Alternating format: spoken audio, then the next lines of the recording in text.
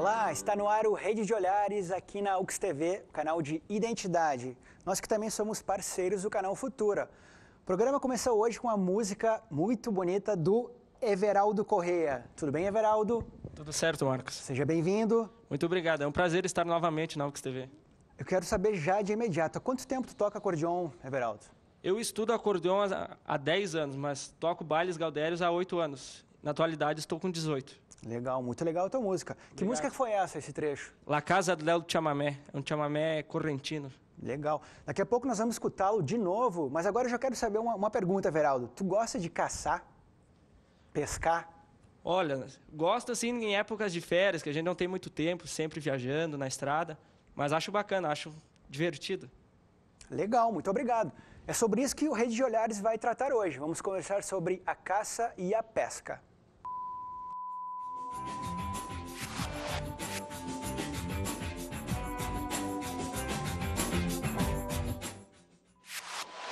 Começa a nossa conversa com o sargento Paulo César, ele que é comandante da Patrã de Caxias. Tudo bem, Paulo?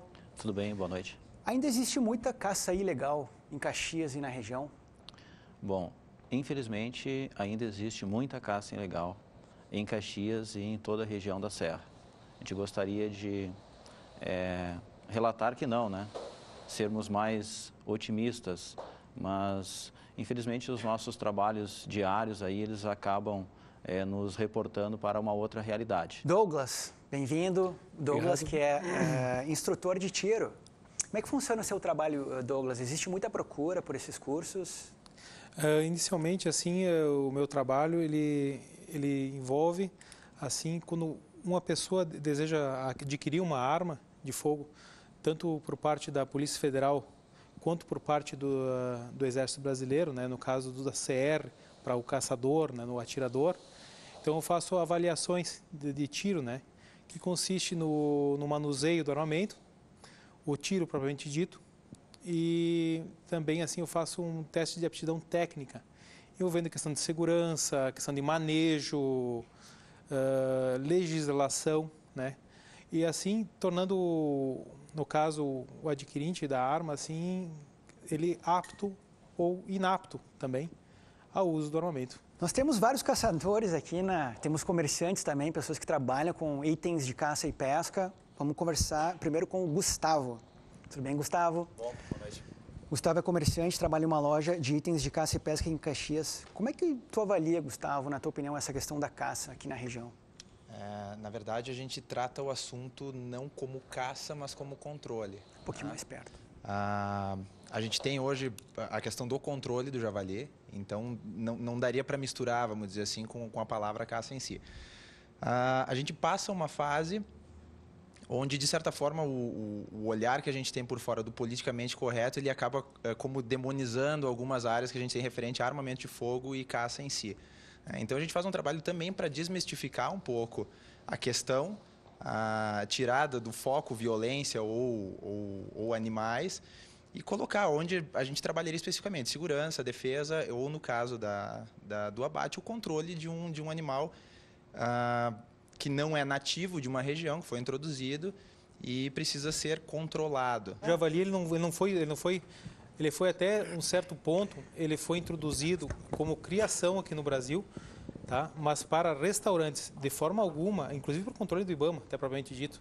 Mas o javali, ele não vem aqui, não é que foi colocado. O javali ele é um animal que ele vem das regiões do Uruguai, Argentina, onde ele foi inserido aqui há praticamente um século para a caça, porque o javali que nós temos aqui, o animal que nós temos aqui na região, ele no caso é um javali europeu, que ele foi trazido da Europa, foi introduzido no Uruguai, Argentina, e essa população cresceu e se cresce exponencialmente, né? E ela vem vindo. Na verdade, o javali ele está se prontificando a nível do nosso estado aí, se projetando há praticamente 10 anos, cada vez mais, né? Por favor, nós temos apresentar o senhor Carlos Ferlin, que é da Gaja. Isso. Tudo bem? Boa noite.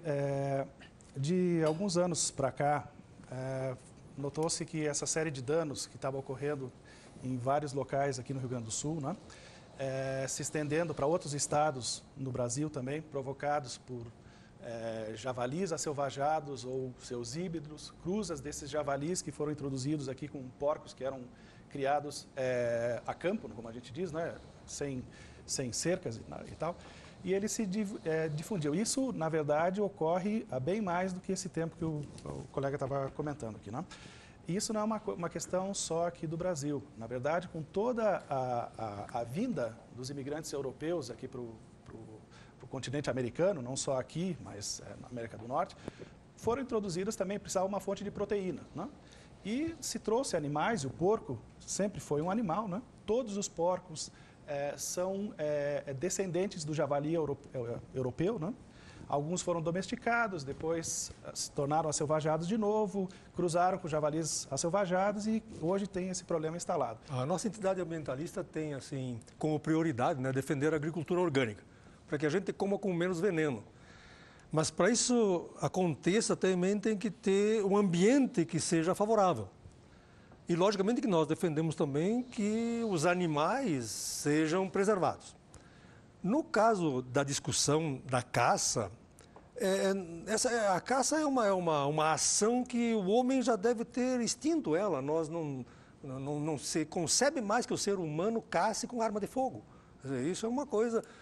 Então, é lógico que as pessoas que insistem em caçar têm que criar motivos e mecanismos para caçar. Então, inclusive, o poder público está ajudando, que o poder público permitiu que esses javalis estivessem por aí e ele tem que dar um jeito, tem que resolver de uma outra maneira. Eu acho que tem que separar algumas questões que são e esclarecer talvez algumas dúvidas. Primeiro, a caça aqui no Brasil ela é proibida, né? O que essa legislação recente e as anteriores estabelecem é o controle de espécies invasoras, né? E nesse sentido não existe só o javali como espécie de invasora, existe uma lista de centenas de espécies, sejam elas prejudicando aves, moluscos, plantas. Que em excesso prejudica. Então, o que se fala aqui é controle de pragas, controle de espécies invasoras, né? E o que acontece no caso do javali? Já isso existe pesquisas e entidades que são reconhecidamente comprovadas no mundo científico e falam que a única forma de controle dessa praga, que é o javali, é utilizando métodos de caça. E, na verdade, o assunto não o caçador, aquele que o fim de semana sai atirar em tudo que é animal e tal, ele não pode nem sequer ser chamado de caçador. E esse não é o objetivo da questão do javali, como foi falado, não é caçador. Infelizmente, esse desequilíbrio não deixa outra alternativa. E estudos feitos, eu lembro muito bem, e o Carlinhos pode me ajudar, há mais de 6 anos, por um biólogo que não tem nada a ver com caçador, ele fez um dossiê de várias páginas, onde ele tinha uma visão de que não só o caçador não conseguiria voltar ao equilíbrio. Por quê? Porque naquela época já ele fez um trabalho muito completo, onde regiões com gráficos e tudo, ele dizia que somente o caçador também não conseguiria o equilíbrio novamente.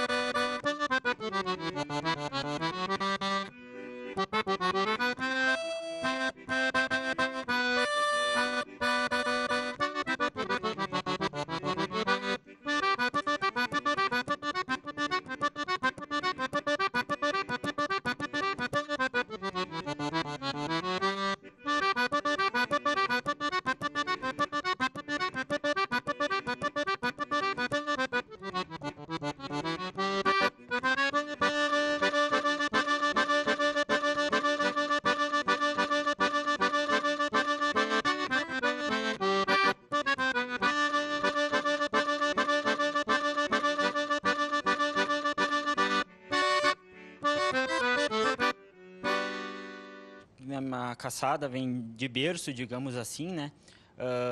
Atualmente a gente caça de forma legal, então o javali, devido à lei e tudo mais. Mas, como caçador, eu queria deixar primeiro uma informação que eu acho que é muito útil. O controle ao javali foi liberado há pouco tempo a nível Brasil, digamos assim. Só que, aonde isso já existe, não só o controle do javali, mas de outros animais e a caça explorada em si, vamos citar a Europa como exemplo, lá 90% de quem patrocina a proteção ao meio ambiente, os órgãos ambientais, são os caçadores com as suas taxas. Então, os caçadores, primeira coisa, não vai mais existir caçador. Aí nós começamos a poder ter uma discussão, senão não adianta. Porque nós temos, claro, temos que assumir a responsabilidade de que nós somos seres humanos, nós temos que preservar a vida. O caçador, inclusive, no momento que ele entra num mato, ele entra num campo, ele já está estragando aquilo. Nós não devemos ir lá. Então, essas coisas é que tem que entender. Por isso que nós somos da opinião que, primeiro, porque o caçador hoje não está prestando um serviço, ele acha que está prestando um serviço, mas não é verdade. Tudo bem, Enei? Tudo bem, tudo bem. Você tem uma pergunta? Fica à vontade. Não, eu estava assistindo o programa de vocês. A minha família, nós somos aqui em Caxias. Eu trabalho aqui todos os meses, eu vou na fronteira, né, que eu sou de Erval, tá? E eu caço javali, eu sou guia colaborador do IBAMA, né? Tá? Assim, ó, o ano passado, a gente perdeu na propriedade da minha mãe 80 cordeiros, tá? Plantamos 15 hectares de milho, não deu nem para despesa.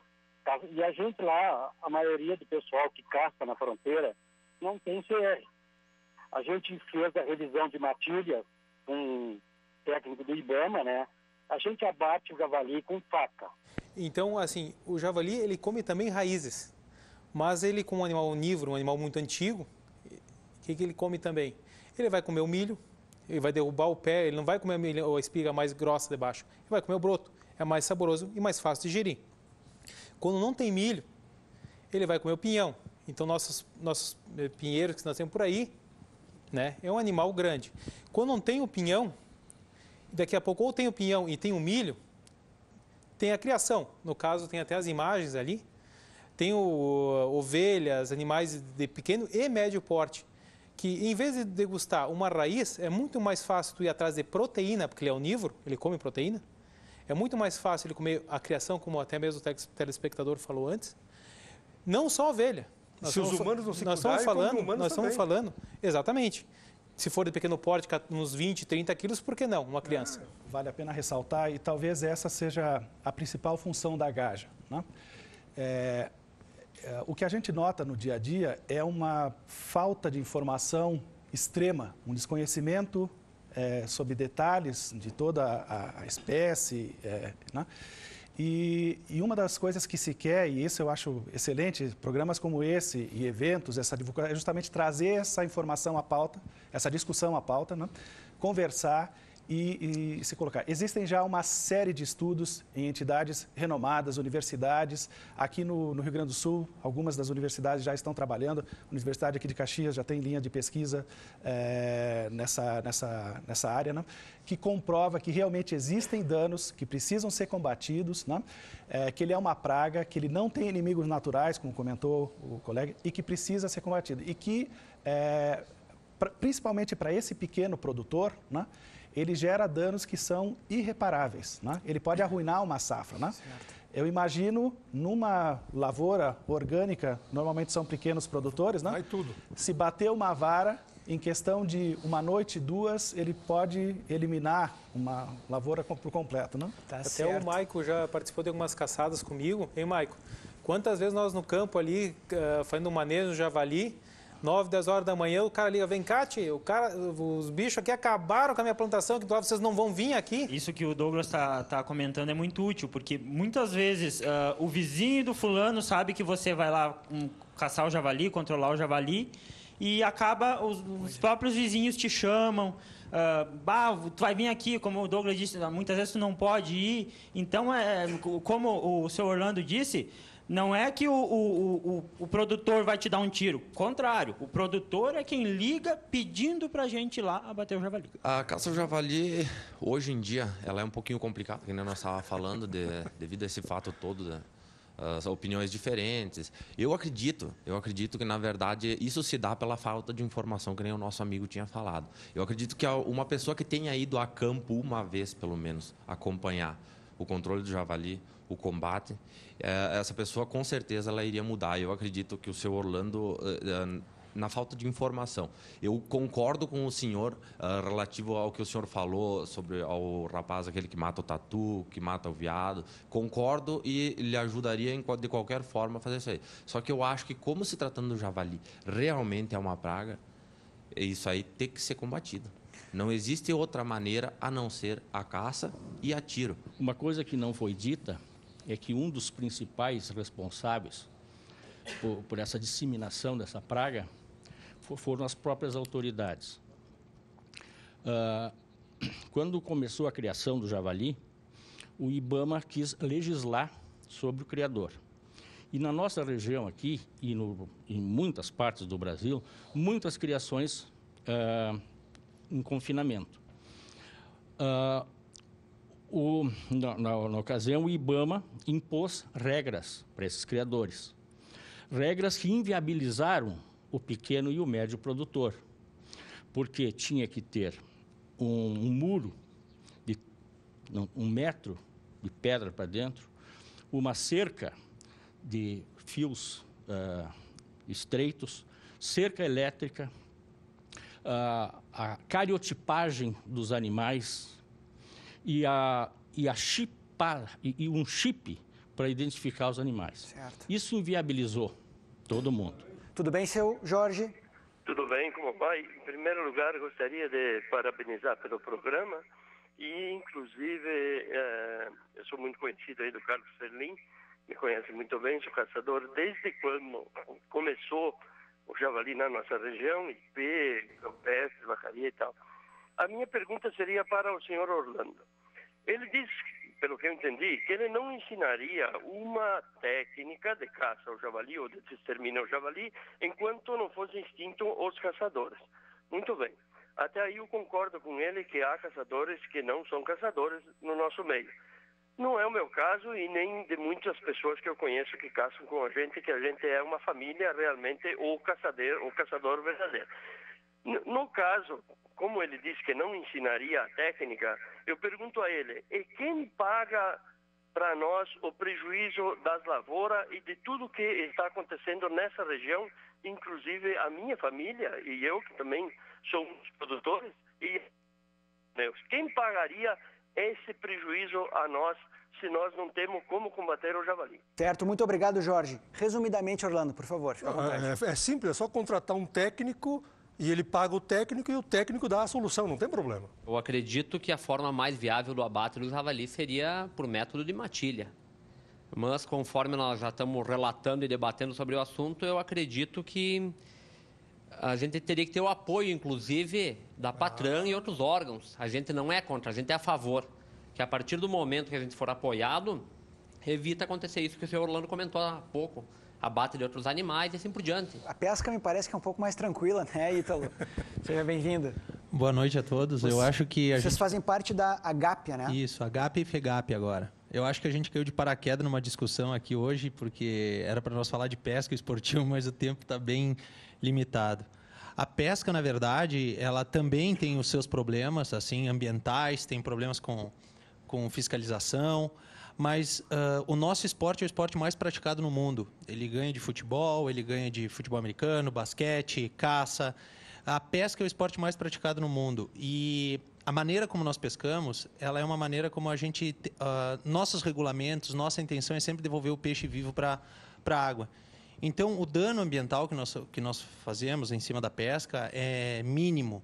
E, inclusive, a gente tem espécies que não são nativas aqui, que também a gente já estão inseridas no nosso meio há mais de 40 não, foi na década de 40, década de 20 foi trazidas espécies dos Estados Unidos para cá para ajudar no controle de barragens, que também são peixes super esportivos, peixes que dão uma rentabilidade muito grande em todos os Estados Unidos. O Brasil é uma fonte pesqueira muito grande de várias espécies. O Marcos faz muitas viagens para pescar tucunaré, dourado, surubim. A gente vê que hoje o maior problema na pesca não são, além de problemas como desmatamento da mata ciliar, a pesca predatória, poluição dos rios, o maior problema ainda é o pescador predatório. Mas a gente nota que isso é uma questão que é uma falta de conhecimento das pessoas. As pessoas têm o costume de ir pescar e levar o troféu e mais 50 quilos de peixe para casa. Tá certo. Isso, no final das contas, cada um faz isso, quando vê, acaba. Esse é o maior problema. Tá certo. Muito obrigado, Roberto. Quem sabe a gente organiza um programa sobre pesca com mais calma, né? E a gente fala com... A gente vai organizar, fica tranquilo. Uma palavra final, Sargento. Estamos chegando ao final do programa. Uma palavra final, então. Bom, rapidamente, nós temos que trabalhar a questão toda da legislação, né? Então, nós temos um animal realmente que é um animal exótico, né? Então, a posição da Patran em relação a isso, ele necessita o abate, existem estudos que sim, a legislação ampara isso, né? Então, tem que ser feito e aproveitarmos, na verdade, esse espaço aqui para divulgar essas questões para as pessoas e trabalhar realmente com a questão da caça consciente. Aquele caçador que vai caçar, mas que ele vai fazer o abate do animal que realmente é regularizado, né? Para que se possa ter, então, um equilíbrio. Acho que nós não vamos conseguir, assim, hoje, nesse programa, rapidamente, né, tirar todas as dúvidas e definir isso pode, isso não pode, mas trabalhar com a legislação. A legislação brasileira, hoje, ela prevê, né? Se está causando algum dano, existe estudo que aponta isso, pode ser feito o abate, né? De que forma? Bom, da forma que foi regulamentado. Pode utilizar arma de fogo? Pode utilizar arma de fogo, mas dentro daquele equilíbrio, dentro da consciência. O abate do javali europeu e não o abate de espécies da fauna silvestre. Muito obrigado, Sargento. Infelizmente, o programa está chegando ao final. Eu gostaria de falar ainda fazer muitas perguntas para vocês. Eu só gostaria, só uma rápida colocação, né? Eu fiquei preocupado com o seguinte, se esse gaiteiro atira como ele toca, nós estamos perdidos, né? É verdade. Eu agradeço muito a participação de todos vocês. Muito obrigado. A discussão foi muito saudável e oportuna. A gente vai elaborar mais programas sobre essa discussão porque ela é muito válida. As opiniões diferentes, elas só enriquecem a nossa visão de um todo. O Rede Olhar está chegando ao final. Muito obrigado pela sua participação em casa. A gente vai terminando o programa com a música do... Geraldo. Milonga para as missões. Um abraço, até a próxima.